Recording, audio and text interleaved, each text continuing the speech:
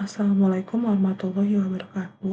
Pada kesempatan kali ini, kami kelompok 6 dari Akuntansi Keuangan Lanjutan 2 kelas J izin mempresentasikan bab 13 yang berjudul Accounting for Derivative and Hedging Activities. Sebelum memulai materi, izinkan saya untuk memperkenalkan masing-masing anggota kelompok. Yang pertama di sini ada Narinda Hanif dengan MPM akhir 116. Yang kedua ada Rizka Amalia yang MPM akhir 161. Yang ketiga ada Retna Dewi yang MPM akhir 165. Yang keempat Seni Mutiara dengan MPM akhir 258. Accounting for Derivative Instrument and Hedging Activities. Derivatif sudah digunakan ribuan tahun, namun akhir 1980-an, FASB mulai mengembangkan standar akuntansinya. Topik derivatif diatur dalam ASC 815, ASC 820, dan ASC 825. Tujuannya yaitu menyajikan seluruh instrumen keuangan dengan jelas dan konsisten. Derivatives not designed for hedge.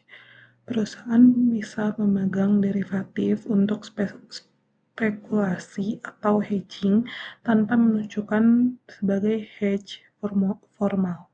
Jika sebuah derivatif tidak memenuhi kriteria hedging accounting, maka dicatat seperti aset atau liabilitas biasa pada fair value, dan perubahan nilai wajar langsung ke laba rugi.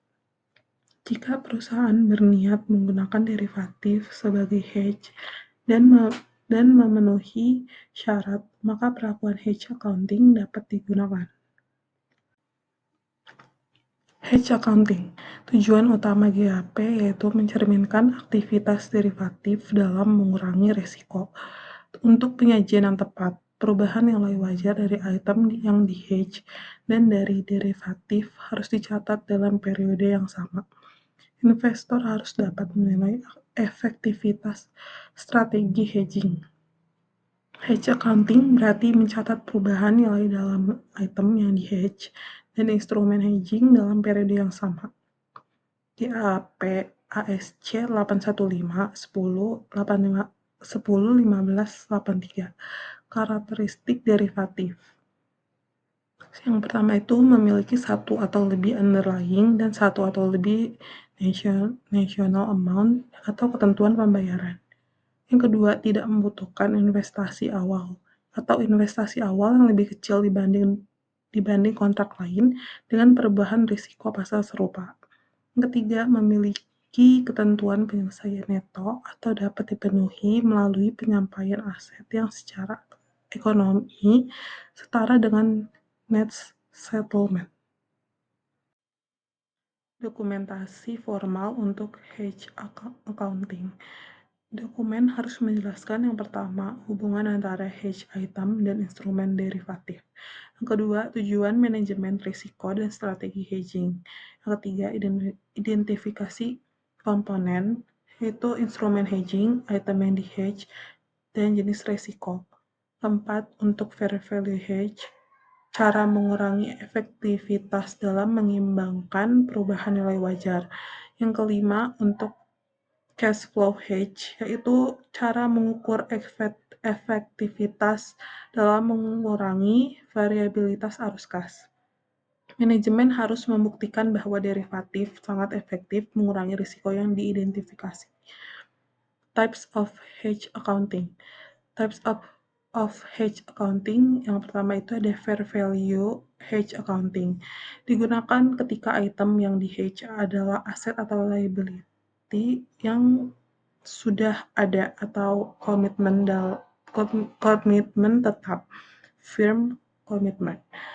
Itu item dan derivatif dicatat pada fair value, keuntungan atau kerugian langsung masuk earnings, risiko yang di-hedge yaitu variabilitas nilai wajar item. Yang kedua ada cash flow hedge accounting, digunakan untuk risiko variabilitas dalam arus kas masa depan.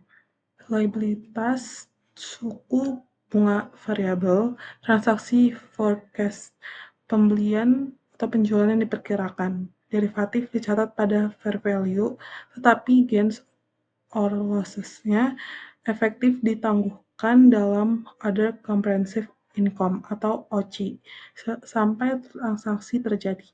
Hasil transaksi kemudian memengaruhi laba rugi atau nilai aset atau liabilitas yang dicatat. Yang ketiga, hedge of net investment in foreign subsidiary. Untuk tipe ini akan dibahas pada bab 14. Lanjut saya akan menjelaskan cash flow hedges. Langsung contoh saja. Kalau misalnya di sini tuh Gray enters into a forward contract with Bro that locks in 2220. Jadi Gray ini mengunci kalau misalnya dengan harga 2220. Dan Gray ini bakal menjual tembaga di open market and will either receive pay the difference between the market and 220, so that's Greenwich 220. Nah, forward contract-nya ini dilaksanakan ditandatangani pada Oktober 1, 2016. The contract will be settled in 1 year. Jadi pada September 30, 2017, kita ini bakal prepare kuartal financial report, dan kita asumsi kalau misalnya tembaganya itu 220 dengan harga $220 pada tanggal kita sign Oktober 1, 2016.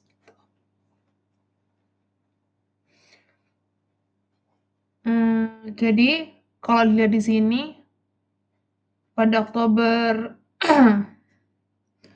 1 itu nggak ada jurnal.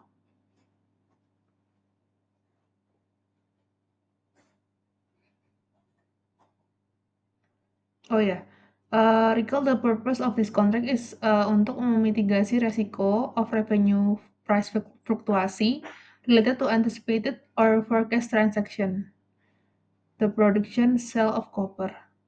Jadi the company itu has entered into a cash flow hedge karena it's attempting to control dampak dari fluktuasi harga on its future cash flow and its sales. Nah, nanti kalau misalnya nanti kan disesuaikan dengan harga pasar. Nah, itu ada gain or loss-nya. Jadi itu bakal recognize when the copper actually sold, gitu. Nah, jadi lanjut Oktober 1 itu nggak ada jurnal. Lalu kita lanjut Desember 31, 2016, kita asumsi kalau misalnya market price-nya tembaga ini 230. Jadi kalau misalnya kita asumsi harganya bakal sama sampai 9 bulan ke depan, sampai the contract will be ended, itu nanti Gray itu bakal membayar 0,10 itu dari selisih 230 dikurangi 220. Nah, itu nanti hasilnya 0,10 sama dengan dikali 2 juta. 2 juta itu nanti sama dengan 200.000. Ya, jadi 2 juta itu itemnya, barangnya. At the expired of the contract in 9 months. Nah, karena 200.000 itu it's our estimate of the payment be paid in 9 months, jadi kita harus pakai present value-nya untuk mengestimasi fair value-nya on December 31, 2016. Jadi kita asumsi kalau misalnya rate of 1% per month is reasonable and estimate fair value contract is 200.000 dibagi 1 1.01 pangkat 9. Nah, nanti kita dapatkan sama dengan 182.868. Jadi ini ada rumusnya sendiri untuk memperkirakan present value-nya gitu. Nah, jurnalnya itu bakal other comprehensive income pada forward contract sebesar 182.868. Nah, lalu lanjut pada Maret 31, 2017, kita asumsi kalau misalnya harga pasarnya itu dari 230 itu jadi 215. Nah, if the price remain contract, the company can anticipate reserving 0,05 dikali 2 juta sama dengan 100.000 in 6 months. The estimated fair value contract is 94 dolar 205. Jadi we have moved from liability situation to an asset situation. Karena tadi kan dari 220 jadi 230 kan. Itu gara-gara kita jadi liabilitas. Nah, kalau pas Maret ini jadi 220 jadi 215 makanya aset. Jadi labanya lebih untung lah, makanya jadi aset. Lalu jurnalnya itu forward contract yang aset 94205, lalu forward contract-nya tadi itu yang 18868 itu dihapus. Jadi terus pada other comprehensive income itu di total dari forward contract awal sama forward contract akhir barusan. Lalu Juni 30 2017 ini itu juga sama, bisa dibaca sendiri.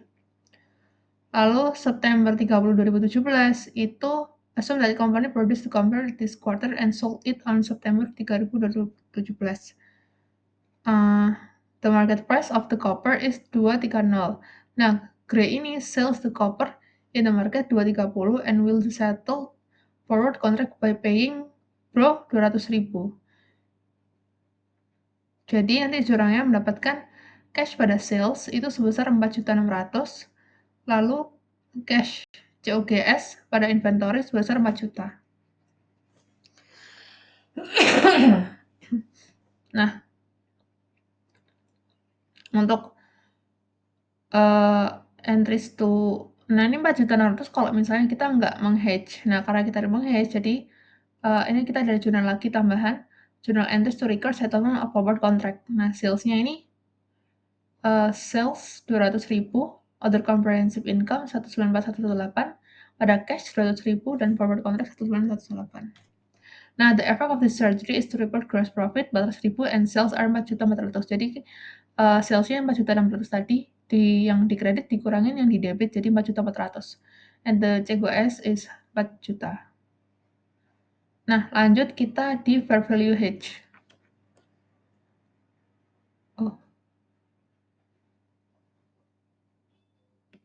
Lanjut ini kita di fair value hedge. Fair value hedge accounting is appropriate to highly effective hedge of their asset or liability or firm sales atau purchase commitment. Jadi misal nih si Wave ini company refine oil and purchase record from various producer and after refinement selling gasoline wholesaler. Lalu Wave enter ini into a forward contract to sell the crude for $90 per barrel in 6 months. The contract will be settled net.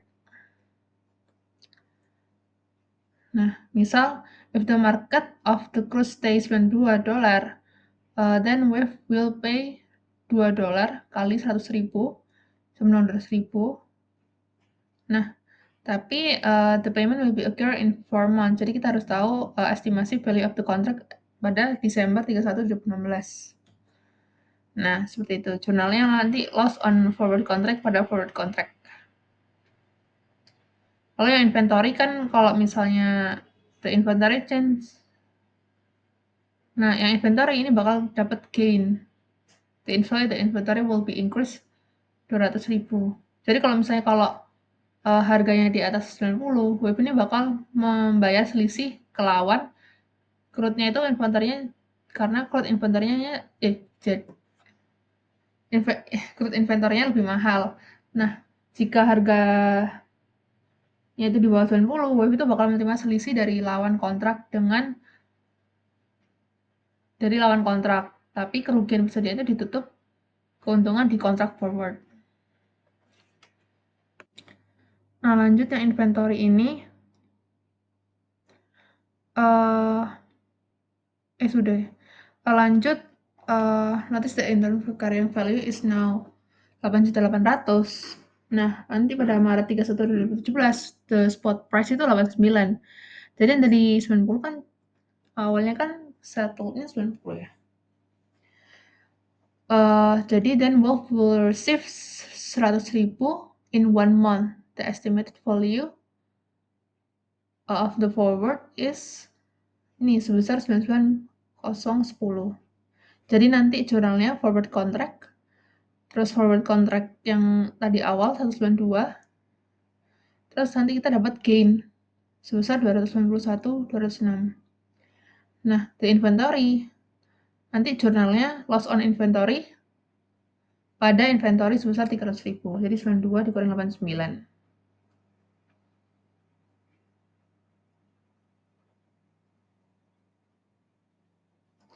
Jadi nanti the book value of the inventory itu nanti jadinya 8.500.000. Lalu pada April 30, 2017, the contract settles, the spot price is 8750. Nanti WFU will receive 250.000. Hari 90 dikurang 8750 dikali 100.000. Nanti jurnalnya jadi cash pada forward contract sama gain on forward contract sebesar 150.90.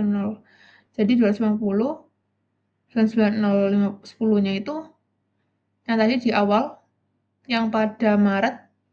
Nah, sisanya itu nanti pada di gain. Nah, lalu inventory, di jurnal loss on inventory pada inventory sebesar 150 itu dari 89 dikurangi 87,5 dikali 100.000. Lalu di sini ada summary of effect earning, itu ada ringkasannya. Nah, nanti pada akhirnya itu net effect-nya 0. Gitu. Baik, selanjutnya di sini saya akan menjelaskan pada bagian 13.5 terkait hedges of existing foreign currency atau bagaimana perusahaan tadi itu melakukan hedging terhadap piutang atau utang yang didenominasikan dalam mata uang asing. Nah, kenapa hedging ini diperlukan? Jadi jika perusahaan itu memiliki account receivable atau piutang dalam mata uang asing, nilainya itu bisa naik atau turun sebelum ditagih. Kemudian account payables atau utang, jadi dalam mata uang asing. Jadi jumlah yang harus dibayar dalam USD itu bisa berubah sampai jatuh tempo. Nah, perubahan kurs ini tadi itu yang menciptakan exchange gains atau loss setiap akhir periodenya. Jadi untuk mengurangi ketidakpastian itu, perusahaan itu bisa menggunakan forward contract atau derivatif lain, lalu mencatatnya sebagai hedge. Nah, ada dua model yang dapat digunakan tergantung apakah kontrak derivatifnya itu sepenuhnya menghapus variabilitas cash flow-nya. Yang pertama ada cash flow hedge model. Ini tuh hanya boleh digunakan apabila forward contract tadi itu menyamai seluruh karakteristik piutang atau utang yang di-hedge atau ketika jumlah mata uangnya sama, kemudian tanggal settlement-nya sama, mata uangnya juga sama, dan nilai kontrak 11 pasang. Jadi jika faktor-faktor ini itu tadi match atau mirip, maka total cash flow perusahaan itu terbebas dari risiko perubahan kurs atau variabilitas cash flow itu dihilangkan. Maka derivatif itu dapat dicatat sebagai cash flow hedge. Nah, model kedua yaitu fair value hedge model, yaitu jika ada ketidaksesuaian misalnya tanggal, jumlahnya beda, kemudian forward itu tidak menutup seluruh posisi, maka hedge itu dianggap tidak dapat menghilangkan cash flow atau harus menggunakan model fair value hedge. Kemudian akuntansi itu ketika memenuhi syarat sebagai cash flow, ketika dalam kondisi misal yang pertama piutang atau payable-nya itu tetap harus direvaluasi ke spot rate setiap akhir periode. Jadi exchange gain atau loss-nya itu langsung masuk ke income. Kemudian kontrak forward itu juga harus di mark to fair value. Jadi tetapi keuntungan atau kerugian derivatif itu masuk ke other comprehensive income atau OCI. Bukan langsung ke income-nya.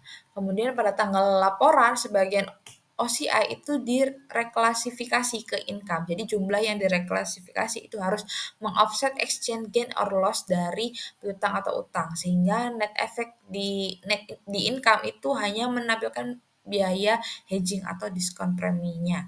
Kemudian premium atau diskon forward itu harus diamortisasi. Jadi selisih antara spot rate dan forward rate pada tanggal kontrak pertama itu masuk sebagai hedging cost, lalu diamortisasi menggunakan effective interest method.